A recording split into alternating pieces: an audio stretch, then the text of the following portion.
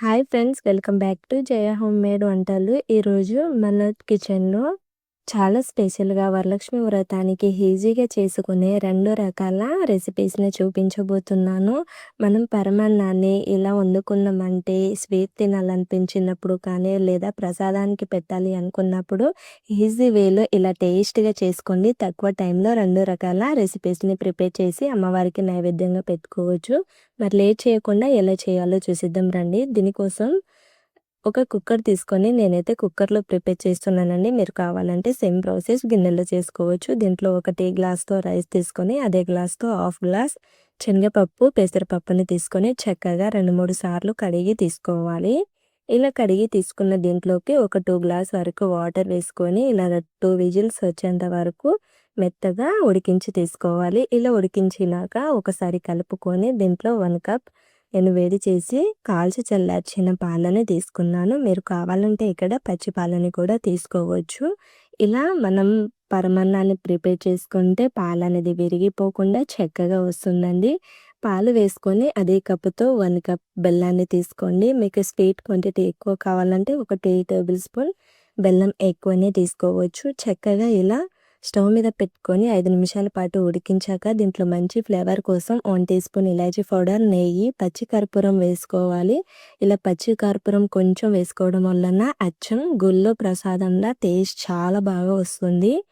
ఇలా వేసుకొని చక్కగా అంతా కలుపుకొని స్టవ్ ఆఫ్ చేసి పక్కన పెట్టేసుకొని దాంట్లో పోపుని ప్రిపేర్ చేసుకున్నాము. మరొక కడాయి పెట్టుకొని 2 టేబుల్ స్పూన్ నెయ్యి వేసుకొని చక్కగా కొన్ని జీడిపప్పు, బాదం, కిస్మిస్ని వేసుకొని కలర్ చేంజ్ అయ్యేంత వరకు, గోల్డ్ కలర్ వచ్చేంత వరకు ఈ పోపుని చక్కగా ఫ్రై చేసుకోండి. మీకు నెయ్యి క్వాంటిటీ ఎక్కువ కావాలంటే కొంచెం ఎక్కువ కూడా తీసుకోవచ్చు. చక్కగా ఇలా ఫ్రై అయ్యాక దీన్ని తీసుకొని పరమాన్నంలోకి వేసుకొని చక్కగా అంతా ఒకసారి కలుపుకొని తీసుకోవాలి. ఇలా కలుపుకొని ఒక సర్వింగ్ బౌల్ తీసుకొని దాంట్లో సర్వ్ అవుట్ చేసుకొని మనం అమ్మవారికి నైవేద్యంగా పెట్టుకోవచ్చండి. చాలా తక్కువ టైంలో చేసుకోవచ్చు. మనకి సెకండ్ రెసిపీ పెరుగు వడలు. ఈ పెరుగు వడల్ని కూడా చాలా ఈజీగా చేసుకోవచ్చు. మనం మార్నింగ్ పూట ప్రసాదానికి చేసినట్లయితే పప్పుని నైటే నానబెట్టి తీసుకోండి. నేనైతే మినపప్పుని 2 గ్లాసుల వరకు నైటే నానబెట్టి తీసుకున్నానండి. చక్కగా నానిపోయింది. ఇలా నానిపోయిన పప్పుని మిక్సీ గిన్నెలో వేసుకొని ఇలా మెత్తగా రుబ్బుకొని తీసుకోవాలి.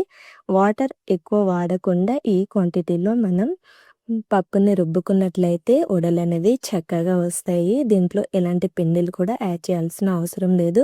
ఇన్ కేస్ మీకు ఇక్కడ పిండి అనేది కాస్త లూజ్ అయినట్టు అనిపిస్తే ఓ 2 టేబుల్ స్పూన్ వరకు బొంబాయి రవ్వని తీసుకోండి. దీంట్లో రుచికి తగ్గ సాల్ట్ని తీసుకొని చక్కగా పిండిని ఒకే సైడ్ రబ్ చేసుకుంటూ ఒక 2-3 నిమిషాలు పిండి క్వాంటిటీని చక్కగా కలుపుకొని తీసుకోవాలి.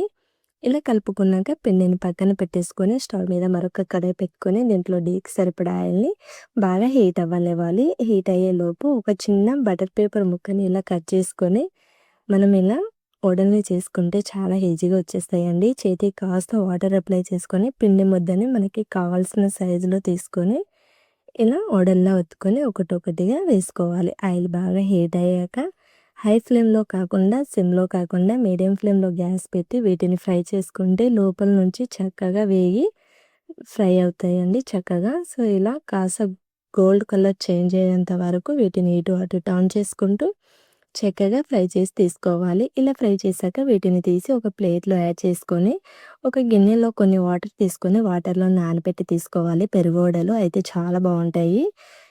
అలా నానబెట్టి పక్కన పెట్టేసుకొని ఇంకో కప్ తీసుకొని దీంట్లో 1 కప్ పెరుగుకి 1 కప్ వాటర్ వేసుకొని మిక్సర్తో చక్కగా కలుపుకొని తీసుకోవాలి.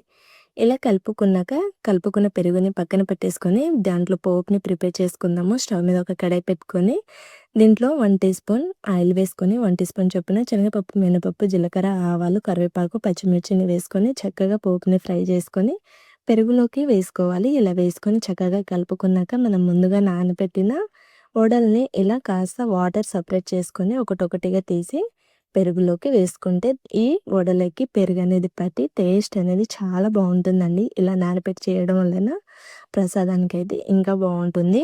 సో ఇలా కంప్లీట్గా వేసుకొని చక్కగా ప్రసాదానికి ఈజీ వేలో చేసుకోవచ్చు. తక్కువ టైంలో 2 రకాల ప్రసాదం రెసిపీస్ని ఇంట్లోనే ఈజీగా చేసుకోవచ్చు. సో లేట్ ఎందుకు మరి, ఈ టేస్టీ ప్రసాదం రెసిపీస్ని మీరు ఇంట్లో ఒకసారి తప్పకుండా ట్రై చేయండి. ట్రై చేశాక మీకు ఎలా కుదిరిందనేది చిన్న కామెంట్ చేయండి. ఇలాంటి సింపుల్ అండ్ టేస్టీ రెసిపీస్ కోసం మనం జయ హోమ్‌మేడ్ ఛానల్‌ని తప్పకుండా సబ్స్క్రైబ్ చేసుకోండి ఫ్రెండ్స్. ఈ వీడియో నచ్చితే ఒక లైక్ చేయండి. మీ ఫ్రెండ్స్‌కి, రిలేటివ్స్‌కి షేర్ చేయండి. Thank you for watching.